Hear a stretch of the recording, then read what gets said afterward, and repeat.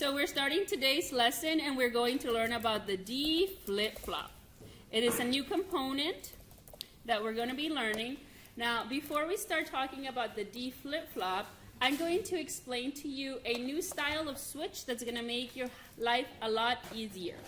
So you're used to a switch that takes digital ground and it takes VCC for 5 volts. And then you get the switch that is under basic switch SPDT. And you're familiar with that one. Now, did you see how many times I had to click to get it? Right? So I had to click so many different times and finally done. And then I could put a little probe, and if I start my simulation, I also am really picky. I don't like my wires to be that color. I need to change them to red.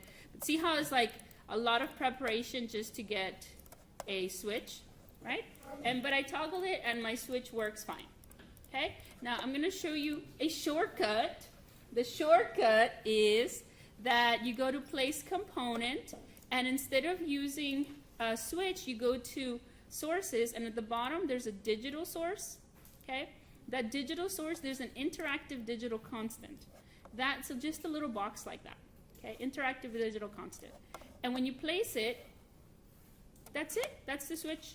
And so if I press a probe and connect the probe like that, and I start my simulation, there's no connections. I just put a 1 or a 0. Now, this is a fake switch, which means that in real life, you would still have to connect power and ground on a switch in a single pole double throw. But for today's lesson, it's going to make it easier if I use this, that interactive switch rather than the one that we use in real life. Are there any questions? Yes? For future projects, can you use that? Yes, so from now on, this is a valid switch, so you don't have to wire everything if you don't want to. Okay? All right. Yeah. What's this piece thing? What's the piece's name? This one? It's an interactive digital constant. It's under sources, and then it's under digital sources, and it's place component, sources, digital sources, interactive constant. This window's kind of large. It's usually small like this, right? Okay. So now, the component that we're going to learn about is a flip-flop. The part number is a 74LS74. And remember, these are not numerical. They're alphabetical. So the 70s are after the 600s. Okay. When you buy them, they come 2 per chip. We're just going to use 1 for now. Okay? So this is my D flip-flop. Okay? Now, what we're going to do is we're going to talk about it. Now, as you can see, it has lots of different inputs and outputs, but don't be scared. We're going to talk about the inputs on the left, and then we're going to start little by little. So first, I'm going to tell you there's only 2 outputs, output Q and then the inverse of Q. Do you see how this one is called? Now, 1 is there because there's 2 per chip. That's it. Ignore the 1 right there. If that's throwing you off, we can actually go to sheet properties and get rid of the package pin names. It's just the letters. So Q is my output. I'm going to look at what's happening at the output with one of these probes right there. Okay. And for my input, right now, this top one is, I don't want to deal with that right now. I will explain to you in detail a little bit after. So for now, I'm going to disable it. Now, these activate with a 0. Do you see how it has that inverter right there? So if they activate with a 0, how do I deactivate them? Put a power, right? So for now, I'm just gonna disable them, deactivate them. So I'm gonna connect power to there and to the bottom one also. I just don't want to deal with them right now, okay? But we will in a little bit. And for the other inputs, I'm going to put a switch for each. I just copied and pasted. Okay, so there you go. And I'm gonna put this one here, and so this switch controls this bottom clock input, and the top input controls the input D, which stands for data input. Okay? So now whenever you see this triangle, that means that the input works on an edge of a clock. It doesn't work on a 1, it doesn't work on a 0, it works on a change, on the transition. So check it out. I'm going to press play, okay? Right now, if I change D for data, nothing happens. And you're like, well, what's the point? Well, data, whatever input is in D, let me make it really obvious by putting a light there as well, so you see it. Okay, that's a light, that's what's happening at D. Oh, that one's kind of on top, so I'll rotate it like that, okay? So, right now, I can change with D, but nothing happens. What's gonna happen is this.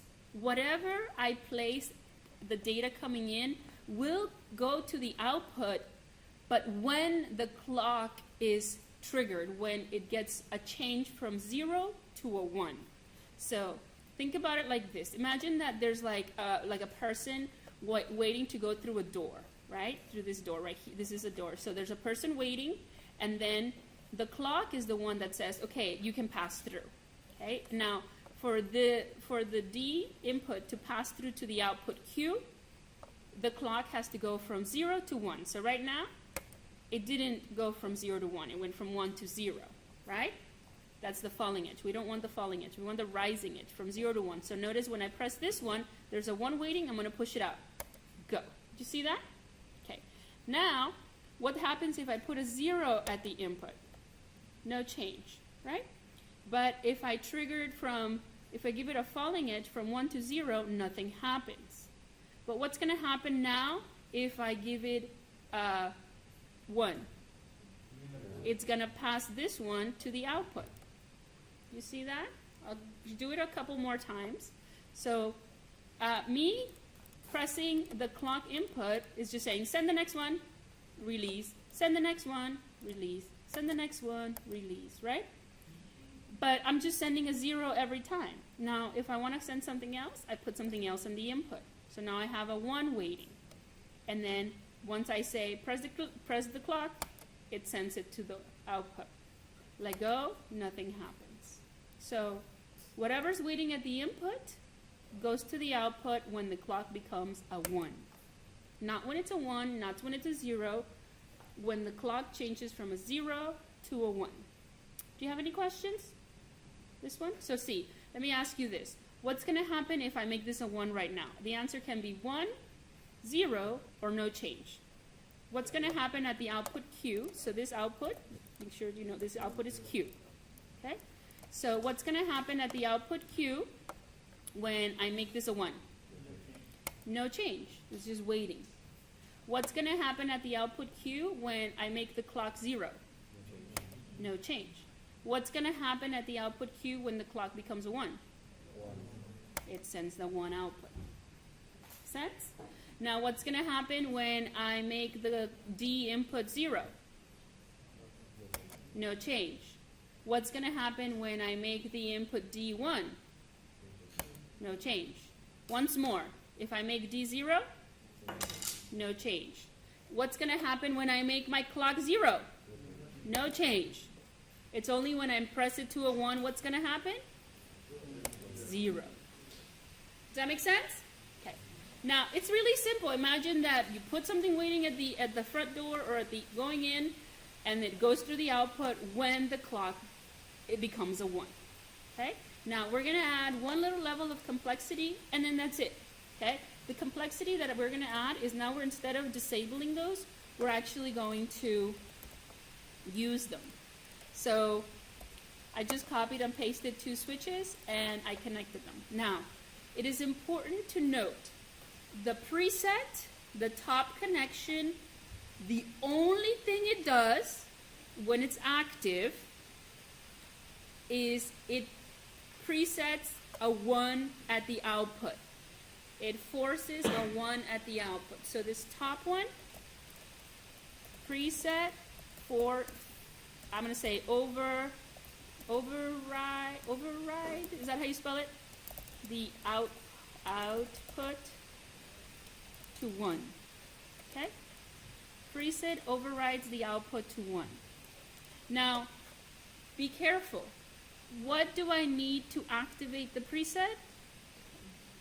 A 0, because of that inverter, right? Usually a 1 activates something, but notice there's a bubble, so we have to work on it backwards. So if I want to deactivate, I give it a 1, right?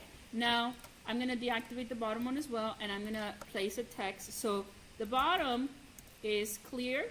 This one, it clears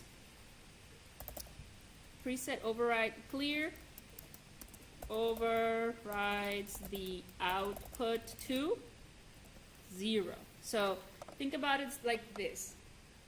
The preset the only thing it does is it forces a 1. If you activate it, it forces a 1. If you deactivate it, does it force a 0? The answer is no. The only thing it does is it forces a 1. It only knows to tell it, hey, turn on. Yeah. If you deactivate it, it doesn't tell it to turn off. It just stays whatever it is, right? It just forces a 1. Now, the clear, the only thing it does is it forces the output to clear. And clear means to wipe it off, right? So if I activate the clear, it forces a 0.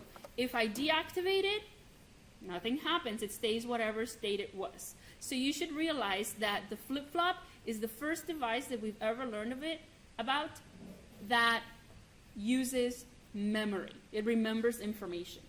Okay, so let's now work with this. Okay, I didn't change the top and the bottom by the value. I put them to power, both 1, 1. So right now, still, if I make a 1 and I send it to the output, it works the same. Get a 0 ready, and then send it to the output, and it still works fine. Okay? Now, the moment I press the top preset, it's going to activate it like this. You see that? So it overrides with a 1. Now, the top one, these overrides, do not listen to the clock. They're not synchronized with it. They are asynchronous inputs. They do what they do, and they don't listen to anything else. Now, at this moment, I'm overriding it and forcing a 1, right? What's going to happen if I have a 0 here and I try to send a 0 to the output? Why is it that the output is no changing? It's overriding. Because it's overriding it, right? Yes, Megan. What happens if you change both of the bottom? Oh, there's always that one person. That's a really good question. What happens if I try to make that a 0 on the top, meaning activating the preset, forces a 1, then the clear doesn't work. And then, but if I do the clear first, and then the preset doesn't work.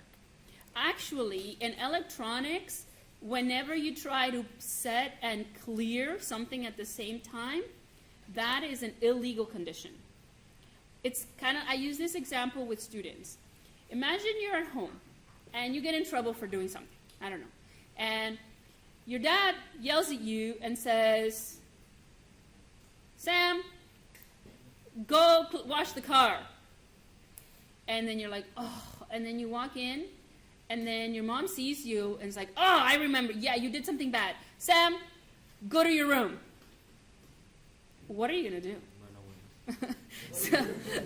So what happens is that you have two authoritative figures that you should listen to both equally. I know some of you are going to say, like, no, my dad's the boss, or my mom's the boss. But Just bring the no. car to your room. You bring the car to your room and watch it. Okay, so now, I use that analogy because it's like you have two authoritative figures, and you have to listen to both of them, and it causes, actually, in your house, it would be an unstable condition, right? Like something's going to go wrong. So in electronics, when you have both clear and set, or preset, active at the same time, the flip-flop becomes unstable. And it can blink, it can be off, it can be on. You don't know. So you see in some textbooks, they call it invalid condition. Sometimes they call it illegal condition. Sometimes they say it's an unstable condition. And when you design something, you just make it so that they never crash into each other, right? They never are both on at the same time or active. Okay, so now let's see if you understand what's going to happen. Now let's toggle the inputs, also toggling the overrides, if you would. Okay, so at this moment, am I overriding anything? No, right? I can be sending information back and forth. Now, why do I have to click twice at the bottom? Send a 1, and I have to click twice. Only on the rising edge. Only works on the rising edge, right? So this, I get a 0 ready at the data input, and it's going to come out only when the clock goes from 0 to 1, right? And now I have a 1, and oh, I forgot to get it back ready, so I have to go from 1 to 0, so that then it can go from 0 to 1, right? Okay, so now what happens if the moment I press this switch to activate the clear? What is going to happen? It's going to be 0. And what if I try to be sending a 1 still? Nothing, right? Well, not nothing, no change, right? Because nothing is not the same. Yes? Why would you use these other components? Why would you use these other components? On the, You turn on and off. oh, that's a really good question. So today we're only learning about the function of the flip-flop, okay? And then the next class we're going to learn about another flip-flop. So we're going to learn 2 flip-flops in this class. Then when we come back from spring break, we're going to learn that there's 4 different uses. You can use it to synchronize data. You can use it to make a shift register. You know, have you seen those scrolling marquees? Like if you see New York City or Times Square, it looks like lights are moving, but the lights have to move exactly at the same time. They have to be synchronized. And sometimes you want to overwrite them, and sometimes you want to clear all the LEDs at the same time. So in order to do this, you need to use flip-flops so that everything works synchronously. And also, we're going to learn how to make counters in binary. We're going to make a clock. So there's a bunch of other things. Right now, we're starting with baby steps. Just learn the function, and then we're going to do projects that use them. Yeah, so I see what you're saying. You're like, what's the point of this, of the inputs that are synchronized with the clock when the overrides can do the same, right? Well, sometimes you do want to override, but sometimes you want it to follow a clock. Because typically, I don't put a switch like that. Typically, we do this. We go to place component, and we use a 555 timer. Or the fake one that you can use is a digital clock right here. So this one, it's going to pulse on its own without me having to click it. Check it out. I'm going to send it to like 10 hertz. I know it's supposed to be 10 times per second, but it's not going to be that fast. You see that? So it's typically something like a beat that we follow, and then when I put data in or data out, how come it's not changing? We're overriding it. So stop overriding it. But see how now my data going in follows the clock, right? So there's a 1, and then it's a 0, but it waits until the clock. Maybe it's a little fast. Let me slow it down a little bit. Let me make it 3 hertz. Okay. So check it out. I'm going to put a 1, and it waits until the clock says go, and it does it. And then I load a 0, and then it waits until the clock says go to do it. You see that? So if I have the clock going to lots of these flip-flops, I have time to set everything up, and then they all come out together at the same time. Okay, so now, are there any questions as to the function of a flip-flop? Okay, to summarize it, data input is ready. It comes to the output when the clock goes on a rising edge, unless the override is being activated at the preset, which forces a 1, or the override is being forced on the clear, which forces a 0. Now, sometimes instead of doing it like this, we're going to do a timing diagram. So let me show you how that would look like. Okay, I'm going to use actually I'm going to use this little one because it has Excel little squares. I'm going to do a screen sketch. Okay, so what I'm going to do is I'm going to draw a signal. I don't like that little square being there, so let me move it out of the way. There. And then I'm going to do a screen sketch. All right, here we go. So I'm going to have a signal Q. I don't know what the answer is going to be, but it's going to come out right here. Now, Q can be off or on or off or on or off or on. Do you see what I mean? So that the answer is going to do something. Right now, I don't know what the output is. But let's say I'm going to make up something. I'm going to say that my data input D starts at 0, then it goes to a 1 for a few times, then it goes to a 0. That's a little crooked, but that's okay. Then it goes to a 1 for a little bit, then a 0, then a 1, then a 0, then a 1, and then a 0 for a while. So this is me like toggling the switch. Do you get it? Okay. That's what the D input is doing. Okay? The preset, let me move my laptop because it's, okay. The preset is going to be a 1, meaning is it active or not? No. It's going to be 1. I'm not going to activate it until right here. So it's gonna go down. It's going down. And then it's gonna go back up. Okay, so I only override it for a little bit. The clear, it's gonna be 1. So is it being overriding? Nope. And then I'm gonna override right there. And then I go back to 1. Okay, there you go. And my clock. My clock is doing this. CLK. It's going to be off and on. Off. It's a little, I'm like shaking. Maybe I'm nervous because I'm recording this. Okay, so then, oh, I just said that. Okay, so my clock is a very periodic on and off signal, right? Like I was showing you. Okay, so I'm just trying to get lots of example space here. Okay, so there you go. So my question is, what's going to happen at Q? What's going to come out right here, right? So the easiest way to fill this out, I'll give you some pointers, is to do this. Look at the important pieces. So like, for example, I'm going to highlight them in orange because it's important. At this moment, something important is going to happen, right? I'm overriding something. Now, at this moment as well, I'm overriding the output. For the rest of the time, when is the output Q going to change? When on the rising edge. Perfect. I was about to ask, but you already know the answer. So here at this rising edge, and the way I'm going to do it is I'm going to make a little dashed line all the way up, right? All the way up. Now, at the rising edge, what am I going to check? At the rising edge, I'm going to check whatever is at D. And then whatever is at D, oh, wait, what's how to happen there? It's getting, so does this clock even affect the output here?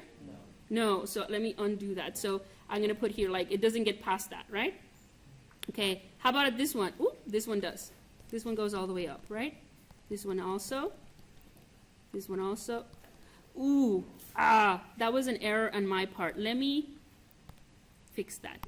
That was a poor example. So I'm going to make it so that it goes up to there. And then like that. Because it was going to catch it right at the edge, and that was not a good example. Okay, there we go. Oh, here. What's going to happen here? It's gonna, so that clock is not going to reach the top. Oh, here? Nothing. And then here, oop, it doesn't get to the top. And then this one, I'm going to check whatever's happening. Okay, so here we go. I'm almost done. There you go. So all those green, yellow dashes are when something is going to happen at the output, as well as when these orange lines, that's when it's going to start the override. Well, we know that at least for this amount of time, it's going to be a 1 or a 0. What is it going to be? What does clear do? It's going to be a 0, right? Let me write my answer in blue. So it's going to be a low, a 0, for this amount of time. Now, what about over here on the right-hand side? Starting here, what's going to happen? It's going to override to what? A 1. To a 1, because it's the preset. Maybe we can do, make it so that one is going to be a 1 for at least that amount of time. Right? So we make those markings, and then for the rest, let's start from the beginning. Okay, so here, at the beginning of time, we don't know what happened, so we can put a don't care because we don't know there. We can put X's like that. Okay, at this point in time, let's check. At this point in time, what is the value of D? 1. A 1. I'm going to write here a 1. At this point in time, what is the value of D?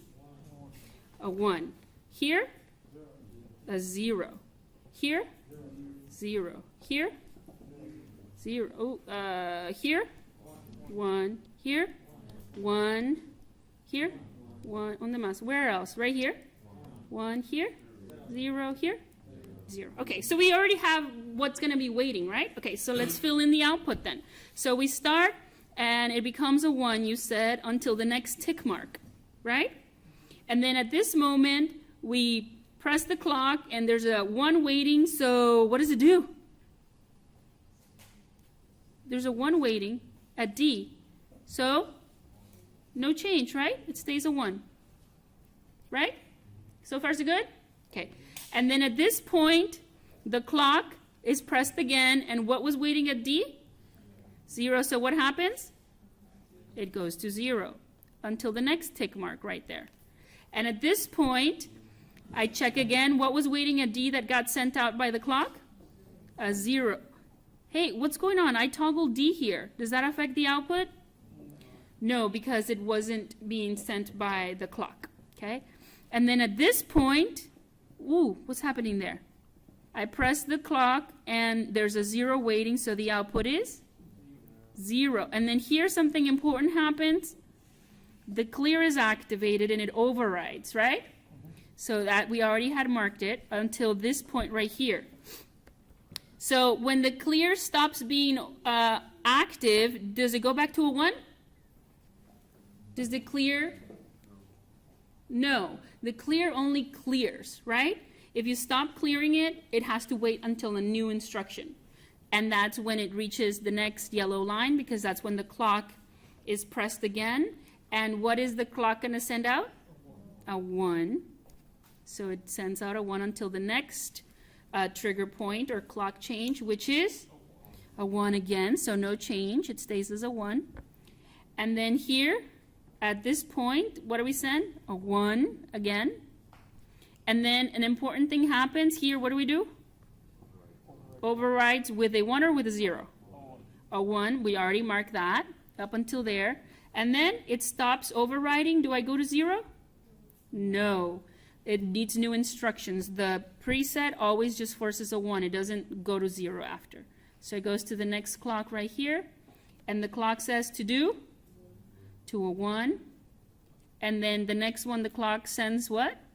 A 0 that's waiting at D. And then the next clock it sends a 0. Did you see that?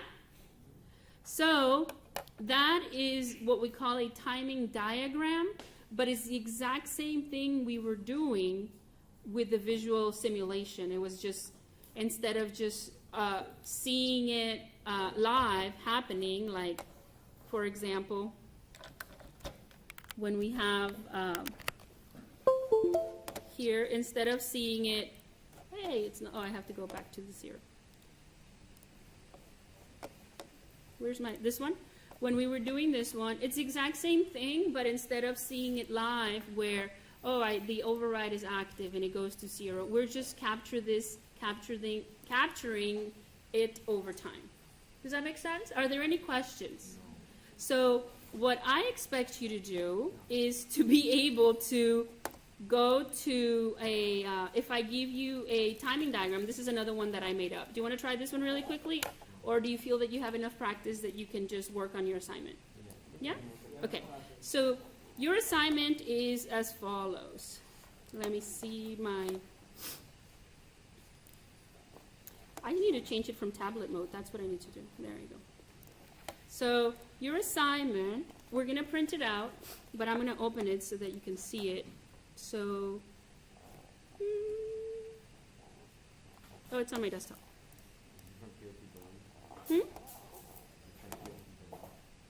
No, oh, you know what? It was an Excel, but I don't have it. So I'll just print it and put it on there because, is it on my team teaching? Team teaching? Flip-flop practice, there it is. Okay, so what I did, or what Mr. Rodriguez and I did, is we made 4 timing diagrams. Do you see them? So if you focus on the first one, it's exactly what we did, okay? So and it has the flip-flop right in front of you so that you can refer to it. So what you have to do is fill in the value for Q, okay? So if Q is towards the bottom of the dotted line, it's a 0. If Q is to the top, it would be a 1. And so be sure to mark, if I were you, I would highlight the overrides, as you can see there, and I would highlight where the transitions points happen. Are there any questions? Okay. I don't know how to stop this. Yes, I do.